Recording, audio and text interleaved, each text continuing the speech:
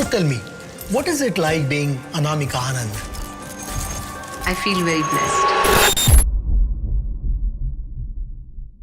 बॉलीवुड एक ऐसा दुनिया जो चमक धमक से भरी पड़ी है, जहाँ बड़े बड़े सेट्स, लग्जरी कार्स और ग्लैमरस पार्टीज हमेशा छाई रहती है। जहाँ एक फिल्म रिलीज होती है और उसके एक्टर्स रातों रात सुपरस्टार्स बन जाते हैं। पर क्या ये सच है? क्या सच में सब कुछ इतनी आसान है? क्या जो दिखता है वही होता है? सहना पड़ता है, लोग मजाक उड़ाते हैं। You tell me, there are any newcomers last year? क्या कर रहा है तो ये नहीं होगा तेरे से। ऑडियंस आपको पसंद कर ली तो आप रातों रात स्टार बन जाइएगा। ये एक तरह से बिजनेस है यहाँ पे। इतना साल लगे रहो, एक बार घुस के अंदर ये निकलती नहीं है बाहर। तो दोस्तों, जो बॉलीवुड आपको दिखाई जाती है स्क्रीन पे, वो सिर्फ एक मेकअप की परत है। इसके अंदर एक असली दुनिया बैठी है जो बहुत ही ज्यादा टॉक्सिक है, जहाँ नए कलाकारों को सिर्फ उनकी एक्टिंग नहीं बल्कि अपनी इज्जत की भी परीक्षा देना पड़ती है, जहाँ सपने सच होने से पहले कई लोगों के हाथ लग चुका होता है। यही है बॉलीवुड का असली चेहरा। तो आज हम बात करेंगे एक ऐसी टॉपिक की जो सिर्फ इंडस्ट्री के अंदर छुपा दिया जाता है, कास्टिंग काउच और बॉलीवुड की अंधेरी सच। वीडियो शुरू होने से पहले चैनल को सब्सक्राइब कर देना, आपके लिए मैं ऐसी वीडियोस लाता रहूंगा। तो बॉलीवुड में नए एक्टर्स आते हैं एक सपना लेकर, बड़े पर्दे पर चमकने का, लोगों का प्यार जीतने का, एक सुपरस्टार बनने का। पर इंडस्ट्री के अंदर की असली सच सिर्फ वही समझ सकता है जो इस अंधेरे से गुजर चुका है। कास्टिंग काउच एक ऐसी प्रथा है जो बॉलीवुड में चुपके से चल रहा है कई सालों से। ये कोई कहानी नहीं बल्कि एक करवा सच है, जिससे ना सिर्फ नए बल्कि जो एस्टेब्लिश्ड एक्ट्रेसेस है वो भी गुजरे हैं। कैसे लोगों से मिलने को बोला जाता है, सिर्फ एक ही रात की तो बात है, फिर तुम्हारी जिंदगी बदल जाएगी। कैसे प्रोड्यूसर्स और फिल्म मेकर्स नए एक्टर्स को इमोशनल और मेंटल प्रेशर में डालते हैं और उनकी मजबूरी का फायदा उठाते हैं। ये सब सिर्फ एक फेवर के नाम पर होता है, जो असल में एक दलदल है जिसमें गिरते ही लोग डूबते ही चले जाते हैं। और सिर्फ यही नहीं, बॉलीवुड एक क्लोज क्लब भी है जिसमें सिर्फ उन्हीं लोगों को जगह मिलती है या तो किसी बड़े घराने से आते हैं या फिर किसी बड़े आदमी का सपोर्ट लेकर आते हैं। नेपोटिज्म यहाँ एक कैंसर की तरह है जो नए एक्टर्स का करियर शुरू होने से पहले ही खत्म कर देता है। अगर आपके पास इंडस्ट्री में कोई इच्छे नहीं है तो यहाँ टिकना मुश्किल है, लगभग नामुमकिन हो जाता है। और अगर कोई इसमें सक्सेस पा भी ली तो बॉलीवुड माफिया उन्हें दबाने की कोई कसर नहीं छोड़ती। सुशांत सिंह राजपूत, विवेक ओबेरॉय, अमित शाह, धनंजय सिन्हा जैसे कई एक्टर्स को इंडस्ट्री से बाहर ढकेलने की कोशिश की गई।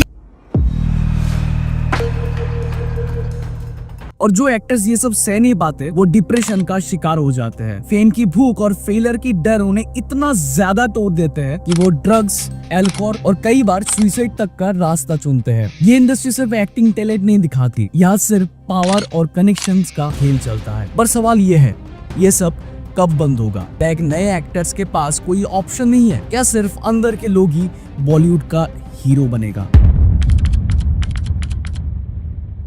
You know, you have to sleep with the producer. Audition दिया था मैंने, तो they said कि you have to compromise. I was just 19. Kangana Ranaut ने बहुत बार ओपनली एक्सपोज किया है कि बॉलीवुड में कैसे आउटसाइडर्स को दबाया जाता है। एक इंटरव्यू में उन्होंने बताया कि जब मैं नए इंडस्ट्री में आई थी, मुझे ऑडिशंस के नाम पर गलत जगह बुलाया गया, मना कर दिया तो मुझे काम नहीं मिलने का धमकी भी मिला था।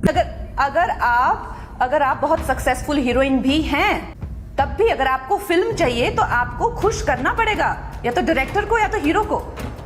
कोई तो आपके उसमें होना चाहिए ना, जो 10 लोगों में, जब 10 लड़कियों की लाइन है उसमें से आपका नाम बताए। प्रियंका चोपड़ा जैसे सुपरस्टार्स को भी बॉलीवुड के पावरफुल लोगों ने साइड कर दिया। एक इंटरव्यू में उन्होंने रिवील किया है कि मुझे इंडस्ट्री के एक बड़े आदमी ने बोला कि अगर मैंने उनकी बात नहीं मानी तो मुझे फिल्म से निकाल दिया जाएगा। हाल ही में प्रियंका चोपड़ा ने रिवील किया था कि बॉलीवुड में उन्हें किस तरह कॉर्नर करने की कोशिश की गई। इफ आई से ऑलरेडी तो फिर वो स्टैंडर्ड जो जिसको मैंने बोला, बाकी जिसका नाम नहीं लिया वो लोग बोलेंगे कितना गंदा काम किया इसने। टीवी और बॉलीवुड एक्टर सुरवीन चावला ने भी कन्फेस किया था कि जब उन्होंने बॉलीवुड में काम ढूंढना स्टार्ट किया तो उन्हें कई बार कॉम्प्रोमाइजेस की ऑफर मिले थे। उन्होंने एक इंटरव्यू में बताया कि फिल्म मेकर ने मुझे कहा कि अगर मुझे लीड रोल चाहिए, समझना पड़ेगा कि बॉलीवुड में काम कैसे होता है। Ma'am, I want to know we have language problem. I want to know every inch of your body. First time I was told that I'm overweight. One filmmaker wanted to see how my cleavage looks and one filmmaker wanted to see how my thighs look. Pleased. I almost for a couple of years went into a sort of a depression. ये सिर्फ actresses का problem नहीं है, रणवीर सिंह जैसे बड़े actor को भी बॉलीवुड में शुरुआत में कास्टिंग काउच को फेस करना पड़ा था। Very sleazy gentleman in the northern suburbs.